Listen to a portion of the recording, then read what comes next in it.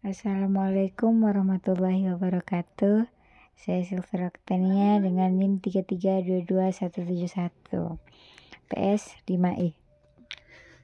Di sini saya membahas tentang kegiatan ekonomi mikro dan ekonomi makro syariah.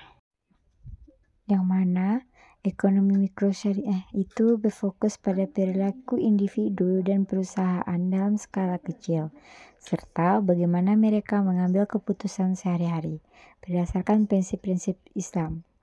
Hal ini juga mencakup analisis pasar, harga, dan alokasi sumber daya pada tingkat mikro. Dalam ekonomi mikro dapat kita lihat dari kegiatan jual beli, di mana merujuk pada transaksi antara penjual dan juga pembeli dalam skala kecil, yang berfokus pada penyediaan barang dan juga jasa untuk memenuhi kebutuhan individu atau rumah tangga. Jual beli adalah inti dari aktivitas ekonomi mikro, dan proses ini sangat dipengaruhi oleh penawaran dan juga permintaan di pasar. Dalam konteks ekonomi mikro syariah, kegiatan ini memiliki karakteristik dan juga prinsip-prinsip khusus yang berbeda dengan ekonomi konvensional. Dalam kegiatan jual beli ini harus memiliki kejelasan, seperti kejelasan objek, di mana objek jual beli itu harus jelas, spesifik, dan juga dapat dikuasai. Setelah itu, kerelaan kedua belah pihak. Baik penjual maupun pembeli harus melakukan transaksi dengan sukarela tanpa ada paksaan. Harga yang disepakati juga harus jelas dan tidak ada mengandung unsur ketidakpastian atau gharar. Barang yang diperjualbelikan harus dapat diserahkan pada saat transaksi atau dalam jangka waktu yang telah disepakati. Transaksi jual beli harus bebas dari unsur riba, baik riba dalam bentuk barang maupun riba dalam bentuk penundaan pembayaran. Transaksi juga harus bebas dari unsur ketidakpastian yang dapat merupakan salah satu pihak. Transaksi tidak mengandung unsur perjudian atau terbebas dari maisir.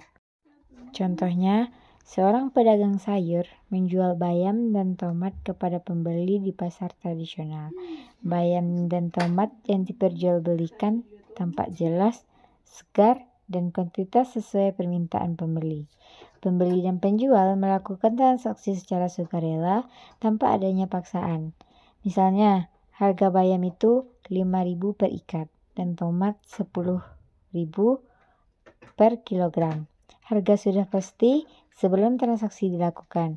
Setelah harga disepakati dan pembayaran dilakukan, barang langsung diberikan kepada pembeli. Selanjutnya yaitu ekonomi makro syariah. Ekonomi makro syariah berkaitan dengan kebijakan dan fenomena ekonomi dalam skala yang lebih luas, seperti pertumbuhan ekonomi, inflasi, pengangguran, serta distribusi pendapatan dalam kerangka syariah. Bentuk kegiatan ekonomi makro yaitu kegiatan fiskal yang menjadi salah satu kegiatan ekonomi makro yang merujuk pada tindakan pemerintah yang berkaitan dengan pengelolaan anggaran negara termasuk belanja pemerintah dan juga perpajakan.